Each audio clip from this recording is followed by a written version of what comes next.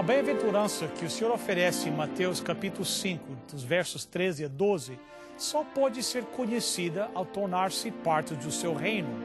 As palavras de Cristo expressam as condições para entrar no seu reino e as características daqueles que vivem nele. Você deve ser pobre de espírito, lamentar o seu pecado, ser humilde. Para entrar no reino, você deve também ter fome e sede de justiça. Permanentes desejos encontrados em todos os cidadãos do reino. Mateus 5:6 diz: bem-aventurados os que têm fome e sede de justiça, pois serão satisfeitos. Essa bem-aventurança fala de um forte desejo e ambição. Há muitas coisas pelas quais as pessoas se esforçam. Assim como o alimento e a água são necessidades físicas, a justiça é uma necessidade espiritual. Não é errado ter fome ou sede fisicamente. Esses são desejos normais. O mesmo acontece no reino espiritual. Em Mateus 5:6, Jesus está dizendo: qualquer um que está vivendo para o meu reino tem um apetite tão grande para a justiça quanto tem para a comida e a água.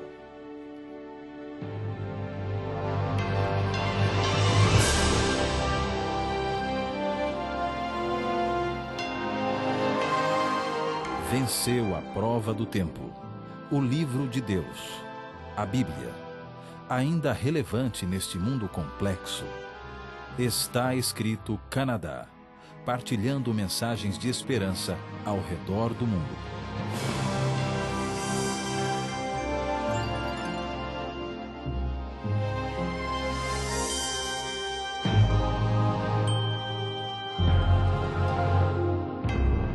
O filho pródigo pensou que posses, prazer e popularidade iriam satisfazer as suas necessidades. Mas sua alma ainda estava faminta e ele finalmente teve o bom senso de dizer para si mesmo: quantos dos muitos funcionários do meu pai têm pão de sobra e eu estou morrendo de fome? Ele voltou para a casa do seu pai e recebeu um banquete. O alimento do mundo para as vidas descontroladas tenta satisfazer a fome da alma com os prazeres do pecado, mas a manda embora faminta. Aqueles que respondem ao Espírito de Deus vêm correndo para o Pai e recebem um banquete que preenche a alma faminta. 1 São João, capítulo 2, versos 15 e 16 diz: não amem o mundo, nem o que nele há, a cobiça da carne, a cobiça dos olhos e a ostentação dos bens. Ao estudarmos Mateus capítulo 5, verso 6, precisamos perguntar a nós mesmos: pelo que estamos famintos? Nós buscamos poder, louvor, posses ou prazer? Estamos alimentando a verdadeira fonte da felicidade? A resposta que você der indicará se você está ou não no reino de Cristo. Bem, hoje nós continuamos no nosso estudo das bem-aventuranças. Aqui ao redor da mesa, que é o local do estudo, nós temos os nossos pastores. O pastor Douglas Pereira, que está nos liderando aqui nesse estudo. E a pastora Terezinha Barbalho. Desculpe, eu tinha um lapso aí meio de seniors moment, maybe. Pastora, muito bem-vinda. Não é a primeira vez aqui? Não. Você esteve no estudo que nós fizemos sobre os 10 mandamentos, não foi? Bem-vinda mais uma vez. Quem sabe você podia se apresentar de novo aos nossos telespectadores. É uma alegria estar aqui novamente nesse programa. E, bem, eu vim do Brasil para os Estados Unidos há 6 anos, e quase 7 anos. E aí estivemos na igreja de Newark, New Jersey, por 5 anos e um pouco, e agora estamos, eu e minha família, meu esposo Zeli e a Rafaela, nós estamos há quase 1 ano, ainda vamos completar. Eu estou como pastora na igreja de Richmond, na Virgínia. Estamos lá, estamos felizes e Deus tem sido conosco. Que joia, muito obrigado. Obrigado por ter aceito o convite para estar aqui conosco. Ok, verso 6, né? Bem-aventurados os que têm fome e sede de justiça, porque serão fartos. Pastor Douglas, abra a nossa discussão aqui. Bem, eu acho que esta bem-aventurança tem muita coisa interessante a ser analisada. Várias coisas aqui. Muitas. Isso é verdade. Quem sabe a gente pode começar na sequência, né?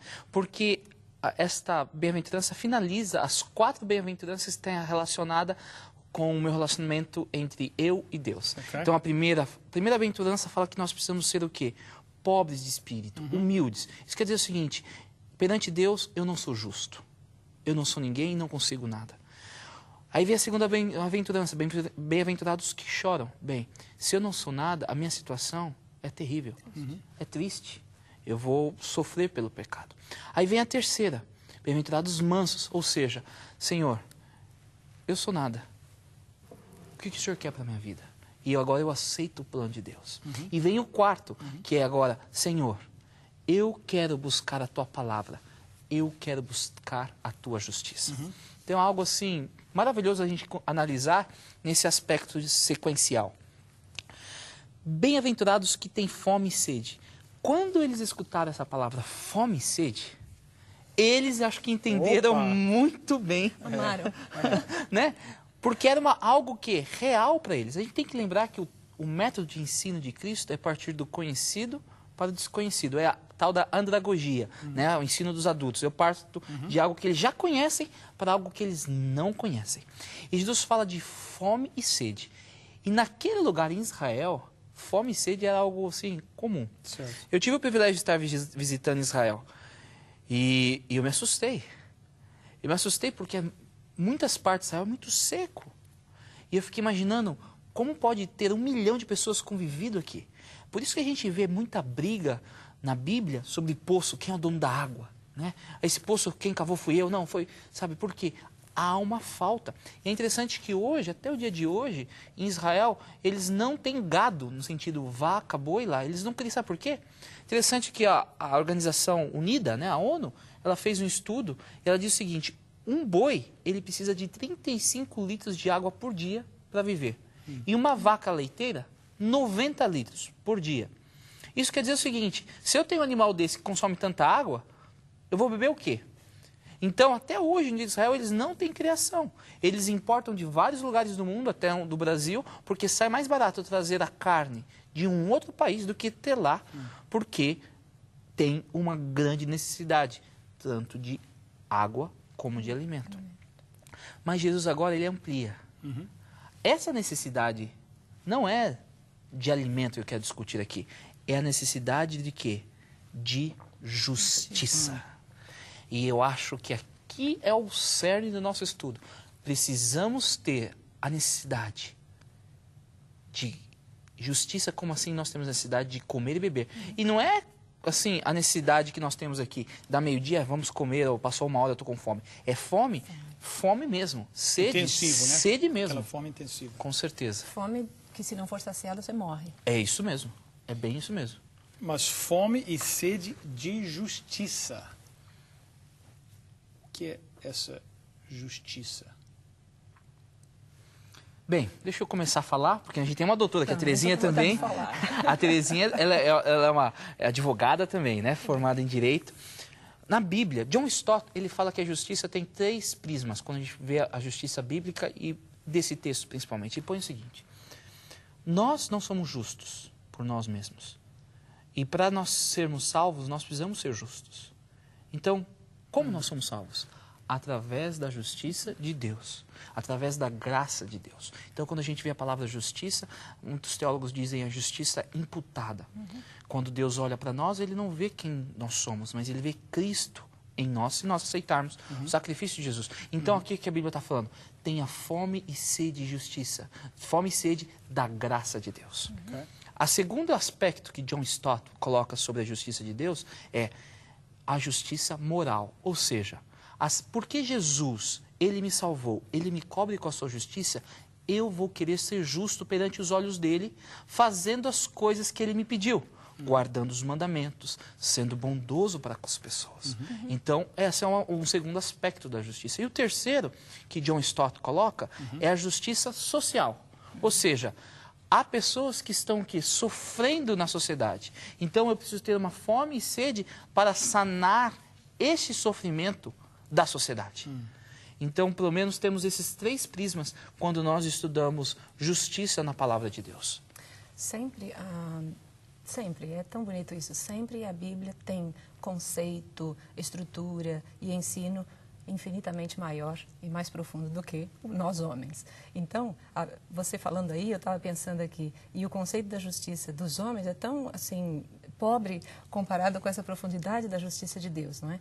Mas, enfim, na justiça, assim, digamos assim, em simples palavras, a gente poderia definir, como se define, a justiça como sendo dar, ela está equivalente a direito, justiça equivale a direito. Em que sentido? Dar a cada um o direito que lhe pertence.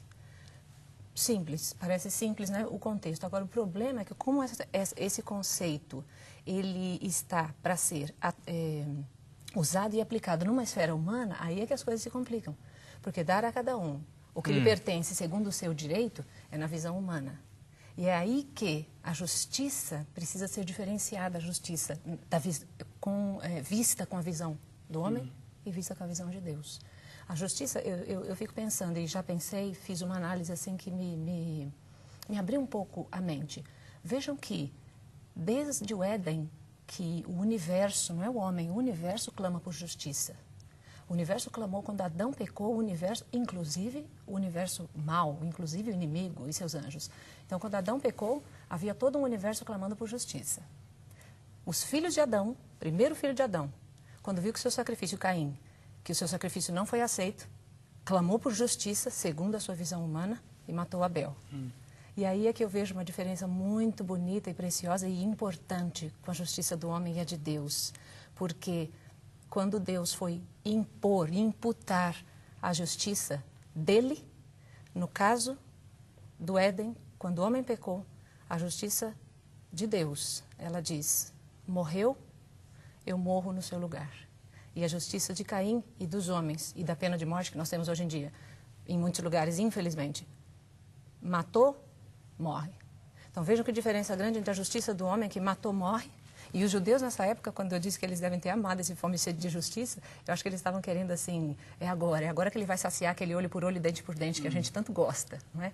E ele no fim estava colocando a sua justiça de graça. E é essa diferença que eu acho importante. O homem morreu, matou, então morre. E na justiça de Deus, matou, eu morro no seu lugar. Então é uma discrepância tão grande e é justamente a divina que a gente deve almejar. A sede e a fome é dessa. É interessante porque, mais uma vez aqui no português, está a fome e sede de justiça, né?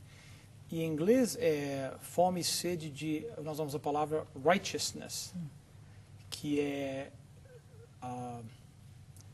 eu acho que em português seria mais como justificação. A gente muitas vezes traduz righteousness por justificação. Justificação, né? Nos colocando, acertando as nossas contas com Deus, nos colocando numa posição que Deus correta. Nos aceita, né? Correta.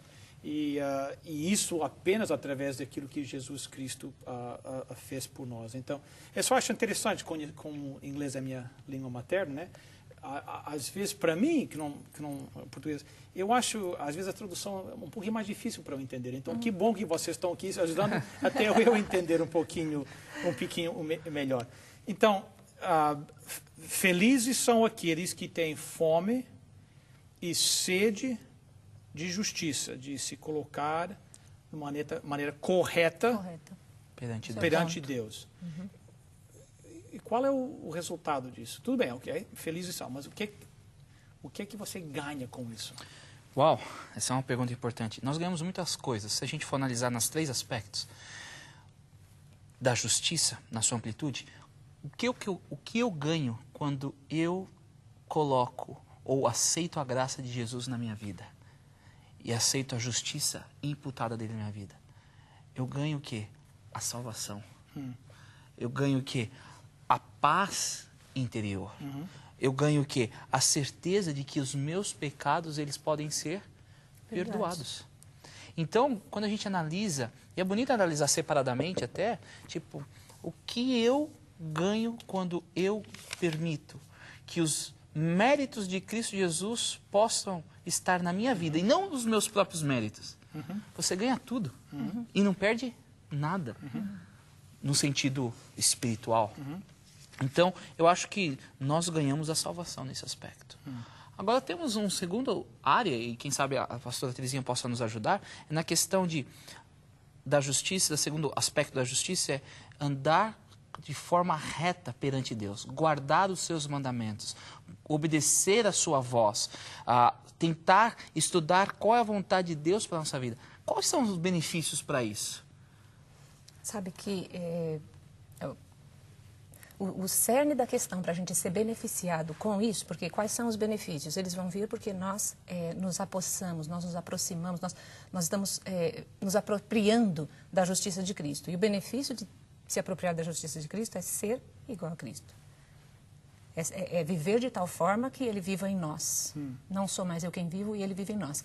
Mas acontece que o processo disso é que é importante e interessante. Eu estava lendo, estudando a respeito, meditando, e o princípio é que a alma e o pecador que busca, que começa a buscar, que começa talvez com essa sede, isso que eu achei bonito, essa sede, essa fome, talvez elas comecem pequenas. E o mais interessante é que elas vão aumentando e aumentando cada vez mais. É o próprio princípio, né, de quando a gente se aproxima de Cristo, a gente vai se sentindo cada vez menor, como todas as bem-aventuranças têm mostrado para nós, a gente é um nada. Então a gente vai se sentindo cada vez menor, e então, se sentindo menor, eu tenho mais fome e mais sede. E aí vira um ciclo de fome e sede insaciável que cada vez eu busco mais. Então imaginem que precioso benefício se todos nós pudéssemos fazer na nossa vida, cumprir essa bem-aventurança especificamente de fome e sede de justiça cada vez mais. Então nós teríamos transformações de propósitos, nós haveríamos perdão de pecados, transformação de vidas, porque nós estamos cada vez mais nos aproximando da pessoa de Cristo. Então os benefícios são os mesmos. Eu acho que nós poderíamos olhar o retrato da vida de Cristo e os benefícios que Ele em si tinha de realização por ser instrumento de salvação, e também o que Ele provocou no mundo que ele viveu e ao redor. Então é benefício para todo lado, é poderoso, é grandioso, e eu vejo nesse sentido que na aproximação vai ter mais fome, e mais fome, e mais fome, até que então será saciado. Um outro benefício, e até lembrei de um sermão que você tem, e você fala sobre, imagine se todas as pessoas guardassem os mandamentos de Deus, se a sociedade de uma cidade guardasse os mandamentos de Deus, como seria aquela sociedade? Um pedacinho do céu. Um pedacinho do céu. Então, ter fome e sede em fazer o que é certo perante os olhos de Deus, leva a sociedade, as famílias, a serem felizes. Porque um dos mandamentos de Deus é não adulterarás. Então, se eu estar satisfeito com a minha esposa, satisfeito com o meu cônjuge, sabe quantas famílias hoje estão sendo destruídas porque eles não fazem ou não têm sede e fome da justiça ou de estar justo perante Deus. Então, a nossa sociedade será impactada. E levando para o terceiro aspecto da justiça, que é tentar fazer justiça pelos outros, no sentido, tem alguém sofrendo, sabe? A gente ser justo. Você estava me contando uma história antes do programa? Eu queria colocar, porque eu acho isso importante. Vocês se lembram de um fato que aconteceu, acho que foi agora em 2009, eu acho, mas foi agora. Aconteceu há muitos anos, mas veio à tona na mídia, de um austríaco que aprisionou a sua filha por 24 anos no porão da sua casa, e com ela teve 7 filhos. Então, aquele fato revoltou. Eu achei um exemplo bom, conversava com o pastor Douglas, um exemplo bom de uma revolta assim, de um país e do mundo. Eu me revoltei, todos nós nos revoltamos assim de ver uma situação daquelas. E aí vem aquela fome e sede de justiça humana, não é? Então, e aí o que aconteceu? Houve uma barreira grande em termos jurídicos, porque a Áustria e muitos países, o Brasil também, e eu não conheço a legislação de todos os países, mas muitos países a legislação não contempla aquele fato de forma que sacie a fome e a sede de justiça humana. Porque o que aconteceu? A filha ficou 24 anos, ele teve 7 filhos com ela, e todo aquele tempo, e uma atrocidade terrível, e no entanto ele não podia responder como um crime hediondo, porque afinal ele caracterizava-se apenas como um sequestro, um aprisionamento e tudo mais, então a pena era pequena. Então, porque a lei não contemplou a sede e a justiça do povo, a Áustria entrou num colapso por causa da legislação. Então, mas por um lado eu achei minha visão pessoal, achei positivo que o mundo e a Áustria ficaram inconformados pelo próximo, não é? Ficaram inconformados desejando a justiça que nesse caso, não com a morte, com nada, mas com a punição devida, com o cumprir da lei, porque isso é divino. Então, desejando essa justiça, estavam então cumprindo esse ponto que o pastor Douglas falou, que estariam então saciando um desejo que nós temos que ter também, quanto a ver a justiça social e civil sendo realizada. Infelizmente, aqui na América do Norte, a igreja tem se envolvido, de certa forma, numa tentativa social. Mas muitas vezes, quando a igreja se envolve num negócio desse, é com o objetivo, motivação não muito nobre, às vezes, né? Com aspiração política, etc. Né? Então, eu acho que nós, como cristãos, temos que ter fome e sede de justiça e ver que as coisas nas nossas comunidades, que as coisas erradas são corrigidas.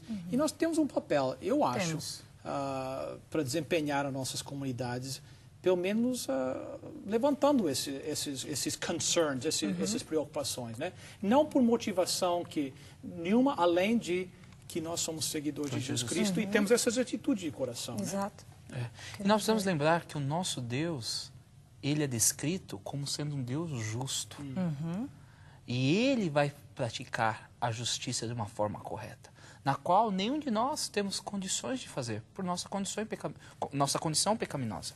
Há um texto da Bíblia que eu amo, que é a segunda carta de Pedro, no capítulo 3, o verso 13, lá diz o seguinte: mas nós, segundo a sua promessa, aguardamos novos céus e nova terra em que habita a justiça. Então, ter fome e sede de justiça é também almejar, sonhar, viver com Cristo naquele local onde Ele vai habitar e a justiça vai predominar. Bonito, né? Porque muitas vezes, infelizmente, a gente almeja várias coisas. Alguns almejam uma casa, um carro, uma viagem. Mas aqui ele está falando de almejar, sonhar com algo diferente. Sonhar com o céu. Sonhar de estar com Jesus para sempre. Essa é uma sede, uma fome que cada um de nós devemos ter. E quando nós tivermos desenvolvido essa sede, essa fome, muitos dos prazeres que nós temos vão deixar de ser prazer. Muitas das tentações que nós temos vão deixar de ser tentação. Por quê? Porque o nosso foco está além, no novo céu e na nova terra. Pastora, muito obrigado. Amigo, você tem fome e sede de justiça?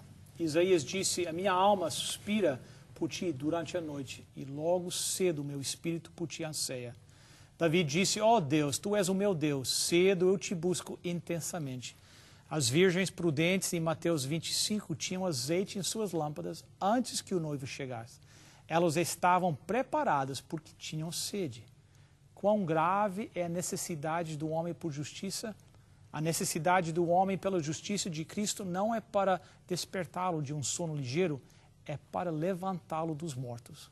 Uma pessoa que realmente tem fome e sede de justiça percebe que está lidando com uma questão de vida ou morte e não uma atividade interessante para ser espremida em uma agenda já ocupada. Você tem essa sede e essa fome? Uma vez que ter fome e sede de justiça é a essência de um cristão, que lugar o pecado tem na vida de um crente? O escritor Jerry Bridges fez esta descoberta enquanto estudava 1 São João capítulo 2. Eu percebi que os objetivos da minha vida pessoal, no que diz respeito à santidade, foram menor do que os do apóstolo João. Ele estava dizendo: faça o seu objetivo não pecar. Quando eu pensei sobre isso, percebi que dentro do meu coração, meu objetivo real não era pecar muito. Você consegue imaginar um soldado indo para a batalha com o objetivo de não ser muito atingido? A própria sugestão é ridícula. Seu objetivo é de não ser atingido de forma alguma. No entanto, Se nós não fizermos um compromisso com a santidade, sem exceção, seremos como um soldado indo para a batalha com o objetivo de não ser muito atingido. Podemos ter certeza que se esse é o nosso objetivo, seremos atingidos, e não com balas, mas com a tentação mais e mais vezes. Amigo, arme-se agora com a justiça de Deus e evite o pecado. Pastor Terezinha, você orava pelos nossos telespectadores agora, por favor. Senhor, nosso querido Deus, nós te agradecemos imensamente, Pai, porque neste momento temos mais uma vez a consciência de que precisamos, Senhor, te buscar mais e mais, buscar e ter sede e fome da justiça de Cristo, Senhor, que nos transforma e nos abençoa. Pedimos, Pai, para que todos nós possamos desejar ser transformados por essa justiça, desejar ser abençoados pela imputação da graça de Cristo em nossa vida, Senhor, para que nós possamos ser luzes, viver em conformidade com os teus mandamentos e abençoar a todos os que estão ao nosso redor. Tudo isso te pedimos em nome do nosso querido Salvador. Amém. Amém.